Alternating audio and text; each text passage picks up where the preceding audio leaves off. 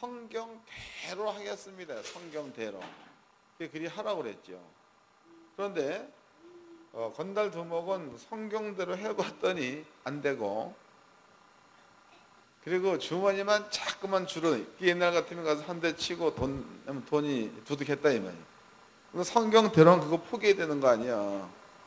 그거 안 하니까 주머니에 돈 떨어지는 거예요. 갈증 나는 거지요. 근데 그 양반이 이미 떨어먹은 사람이야. 성경대로 했다 이 말이에요. 그로부터 6개월 뒤에 그 양반이 천안했다가 이제 하여튼 한 분도 없던 사람이, 그것도 다 얘기해 줘야지. 나는 간증 항상 썰렁하게 한다. 그래서 이렇게 한번 해야 되겠다.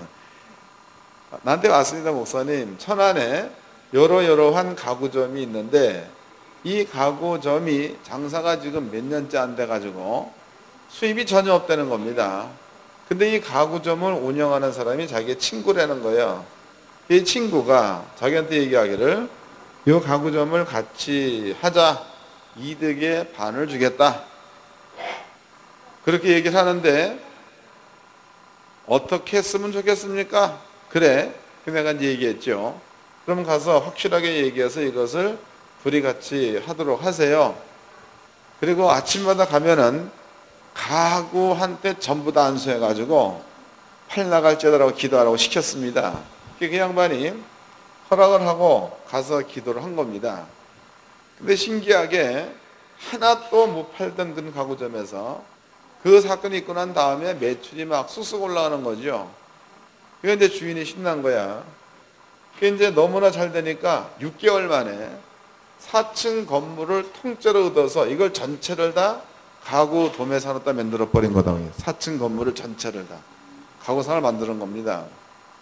그리고 여기에다 이제 사람을 집어넣는데 자기 마누라, 자기 동생, 자기 뭐 해가지고 다 집어넣어갖고 이 사람들한테 지분을 다 나눠주고 나니까 이제 우리 교회 성도가 받아야 될 지분이 적은 겁니다.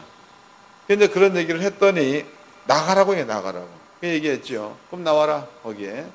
있을 거 나와라. 나오면 뭐 먹고 삽니까? 그래. 하나님의 능력을 보았으면 그 양반이 또 인도할 거 아니냐. 그게 나왔습니다. 나와서 얼마 있다 망했단 말이죠. 그 양반이 대전에 있는데 또 누가 공짜로 50평이 넘는 건물을 준 거예요. 그리고 네가 한 달이나 두 달 해보고 그때부터 세를 내도록 하라. 거기서 이제 중고 가구점을 시작을 했습니다. 중고 가구. 근데 신기하게도 중고 가구점이 시작된 그때서부터 돈이 들어온다면 엄청이 들어와만. 그럼 앞길이 열린 거죠. 열렸다 이면. 신났어요. 이제 차도 사고 또 이제 뭐 아주 신났다 이면. 그런데 그러면 그 사람한테 준 그 복은 지가 잘해서 준 복이요, 하나님의 은혜가 임한 거예요. 그러죠? 지대로 산 것은 가지고 있는 게 숟가락밖에 없는 거다고.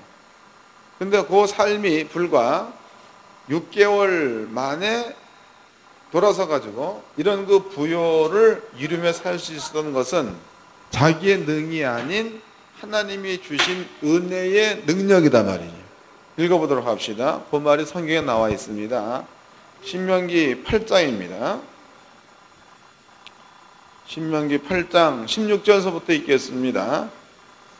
16절. 내 열조도 알지 못하던 만나를 광야에서 내게 먹이셨나니 이는 다 너를 낮추시며 너를 시험하사 마침내 내게 복을 주려 하심이었느니라. 또 두렵건대 내가 마음에 이르기를 내 능과 내 손의 힘으로 내가 이 재물을 얻었다 할까 하노라. 내 하나님 여호와를 기억하라. 그가 내게 재물 얻을 능을 주셨습니다. 그가 재물을 얻을 능력을 하나님이 줬대. 저한테 있다는 거예요. 여기 하나님이 줬다라고 나와 있는 거죠. 그런 겁니다. 그러면은 이 사람은 예수를 몰랐던 사람인데 주 안에 들어와 가지고 하나님이 있다는 사실을 알았습니다. 신이 있다는 거, 또 못 살았던 사람이 갑자기 부자가 된 거니까 그 신이, 그 여호와 하나님께서 자기한테 이러한 그 부요를 줬다는 것도 알았다 이 말이에요. 그러면 그 사람이 두려워야 될 사람은 하나님을 두려워야 되는 거예요? 돈을 두려워야 되는 거예요? 하나님이 없으면 부요도 없는 거니까 두려워할 대상은 돈이 아니라 하나님을 두려워해야 맞는 거죠. 이해된 거예요? 그 사람의 두려워할 대상은 돈이 아니에요. 돈이 아니라 하나님을 두려워해야 된다 이 말이에요. 그런데 시간이 지났습니다. 갑자기 30분 전이면 교회 와가지고 이것저것 다 하고 우리 하던 양반이 10분이 늦었어. 예배 시간에 10분 늦었어. 그 내가 물어봤지요. 왜 10분 늦었어? 그러니까 목사님 바쁜 일이 좀 있어 그거 좀 해결하고 오느냐고. 그러냐고. 또 좀 지나니까 30분 늦었어. 왜 30분 늦었어? 바쁜 일이 있어 해결하고 오냐고. 또 조금 지나니까 하루를 빼트려 먹었어. 왜 안 나오고 저번 주에? 바쁜 일을 해결하고 오느냐고. 그런단 말이죠. 그러면 바쁜 일을 만들어 준 자는 하나님이요, 일이요. 주변 사람도 아니고 하나님께서 이 일을 만들어 주었다는 뜻이 되겠죠. 그럼 먼저 그 마음이 만들어 준 이에게 마음이 가 있어야 맞는 거예요. 일 가운데 마음이 가 있어야만. 이해가 되세요? 지금 신명기 6장과 신명기 8장 얘기가 이 얘기를 하는 거예요. 이 얘기. 근데 본인이야. 그럼 본인이 갖고 있는 생각은 하나님에 대한 열심이 있어요. 11조 다 하고 예배 시간 다 참석하고 열심히 있다 이 말이에요. 근데 목사가 보는 관점은 다르게 보겠죠. 본인이 열심인데 목사가 보는 관점은 아니라는 거예요. 아니다. 그러면 이제 넌 그러지 말라 얘기하면 들어야 돼, 안 들어야 돼? 들어야죠. 앞에서 이해하고 다음 주에 또 그래 버리면 듣는 거야, 안 듣는 거예요? 안 듣는 거다고. 저는 성격이 지금은 내가 아주 순해졌습니다. 그래서 누가 뭐라 그러면 아이고 예 그러고 마는데 옛날에 제 성격은 그러지 않았습니다. 나오지 말라 그래 그냥. 그러면 바쁜데 가서 그 일이나 하고 교회 오지 말아라. 난 그래 버린다고. 근데 이제 그 양반이 시간이 쭉 갈수록 끊었던 술도 한두 잔씩 먹기 시작하고 또 이제 뭐 하면은 또 전화가 와서 목사님 보면은 이게 간소리야.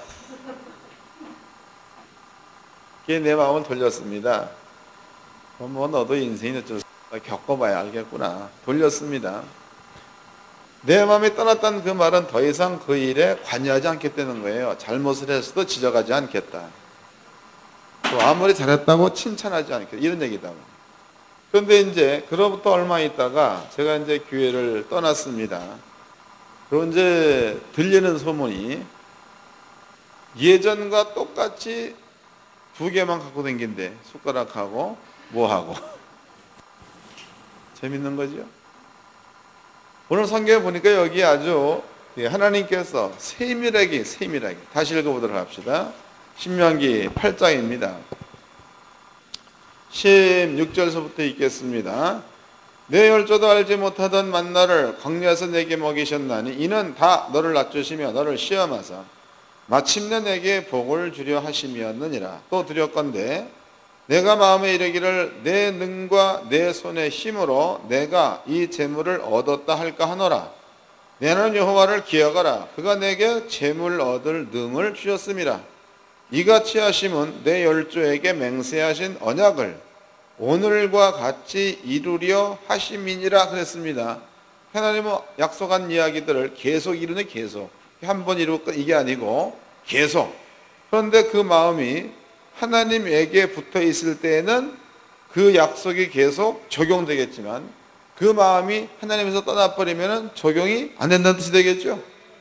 근데 이제 문제는 본인은 자기가 하고 있는 일들이 하나님을 떠나지 않는 것으로 알고 있다는 거죠. 이건 열심히 있고 기도도 많이 하고 뭐 그러니까 그러지 않는 걸로 알아. 그런데 6장에 답이 나와 있습니다. 신명기 6장을 보도록 합시다. 6장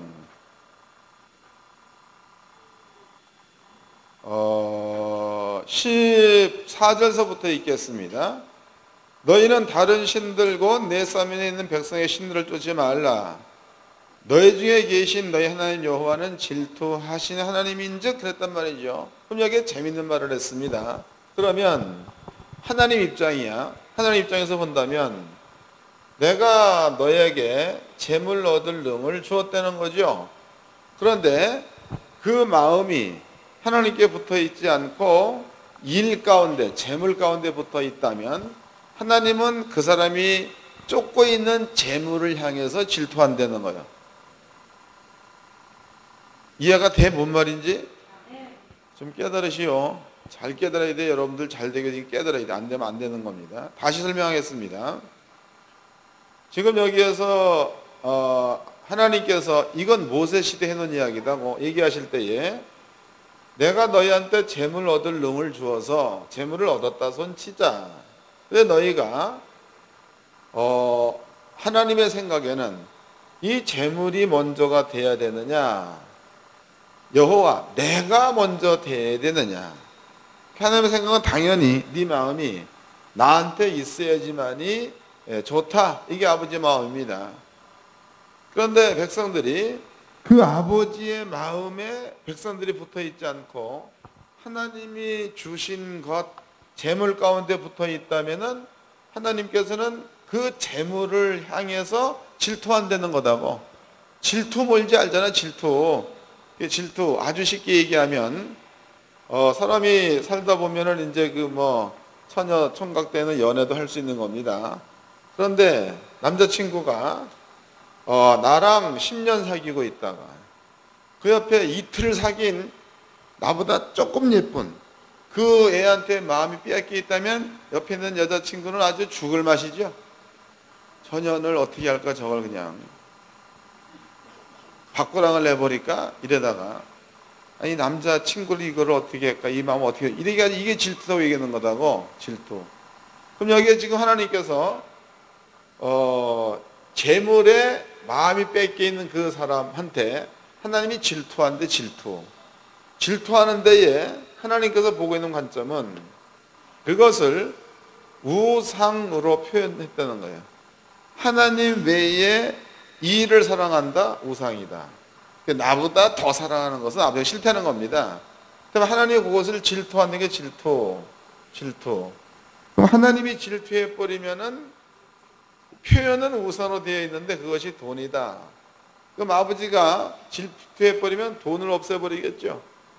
그것이 건강이다. 그럼 아버지가 질투해버리면 건강 없애버리겠죠. 이해되세요? 영입니다. 영. 그 영적인 존재들은 요것을 성경은 우상 그랬으니까 우상이야. 요 우상 뒤에는 숨어 있는 게 있는데 그것이 귀신이라고 나와 있죠. 읽어봅시다. 이제는 고린도전서 11장입니다.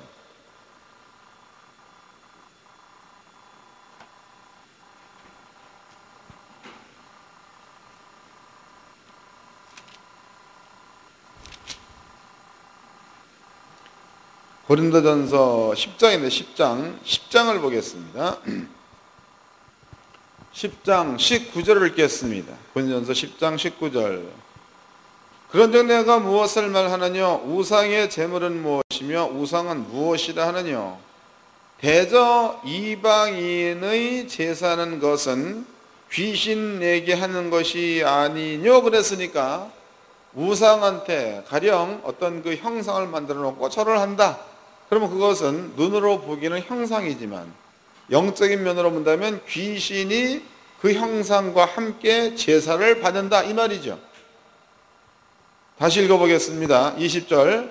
대저 이방인의 제사하는 것은 귀신에게 하는 것이요 하나님께 제사하는 것이 아니니 나는 너희가 귀신과 교제하는 자 되기를 원치 아니하노라 그랬다면, 그러면 지금 이러한 자리에 있는 자들은 하나님만 섬기는 자여 귀신과 하나님을 동시에 섬기는, 하나님이 질투하는 이유를 아시겠죠? 이런 겁니다. 우리는 이제 영적인 이야기에서 귀신이 하는 일이 뭐다를 알았습니다. 또 그 귀신은 아주 미세한 겁니다. 지금 이렇게 설명해 드리는 미세한 거예요. 이게 미세한 건데 귀신은 영이기 때문에 이 미세한 것을 본다는 거예요. 우리 같으면은 못 볼 수도 있는 것하고 육적인 눈이 있기 때문에. 그러나 영이야. 이 영